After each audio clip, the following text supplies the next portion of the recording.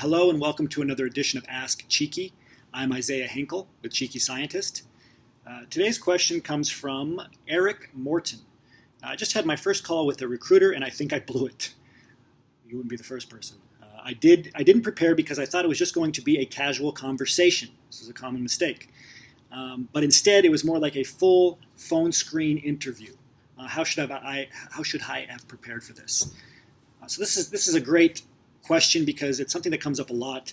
You can spend, as a PhD looking for a PhD level job, you can spend months and months networking. On average, if you're doing it correctly, 3 to 6 months networking, very aggressively before you start getting referrals and before you start having phone screens.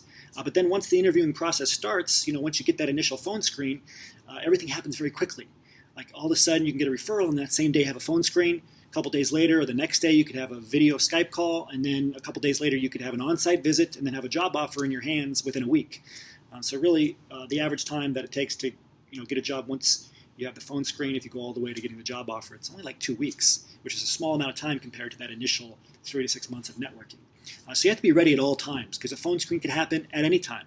And if you're waiting until you get an invite to a phone screen, you've waited too long because it could be the same day or the next day. Usually it's not like you're waiting 3 weeks to have a phone screen interview. It's just something casual that's done.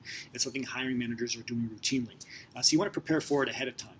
And if you just get in the habit of preparing for phone screens in advance, or you do it a few times until it's habitual for you, you'll be able to get on the phone at any time and execute a phone screen interview correctly. So how do you prepare for this? The first thing you want to do is you want to practice with somebody. All right? You want to have a mock interview phone screen. Have a friend call you and ask you a few questions and make sure that you sound confident and certainly happy on the other end of the phone. Make sure that your communication skills are being showcased correctly, and get feedback from your friend or whoever is doing that mock interview with you. And make sure you're practicing what you're saying out loud, right? Practice key phrases. They're going to ask you certain questions, like tell me a little bit about yourself. They're going to ask you questions about your resume. So make sure that you memorize your resume front and back, have it with you at all times so you can pull it up for the phone screen. Make sure it's there in front of you.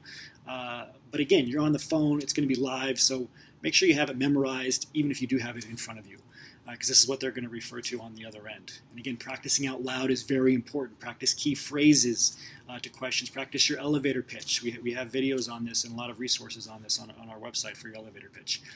Finally, make sure you start practicing some key interview questions, like look-up interview questions, maybe some light behavioral type questions, and make sure you're keeping your audience in mind, because the person on the other end of the phone for an initial phone screen is very likely going to be a hiring manager or a recruiter.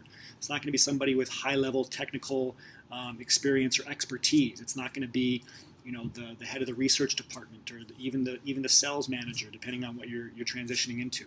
Okay, it's going to be a hiring manager, somebody without PhD level expertise.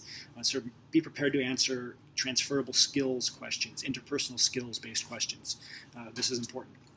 And then finally, once you get comfortable with that, you can dig into some more difficult interviewing questions and practice these. Have the person that you're doing the mock call with ask you some tougher questions, like the time that you had a conflict and how you resolved it. Because you never really know where the phone screen is going to end up. It could be very short, 5 minutes, ask some very basic questions, or it could be more advanced, more in detail, and they could ask you some tougher behavioral type questions to see how you respond to stress. So be ready for it. Prepare for these phone screens in this sequence, and you'll be able to execute it very, very effectively, no matter when it happens, even if it's the same day after getting a referral. So hopefully these tips help. Until next time, remember your value as a PhD and start thinking and acting like a successful industry professional.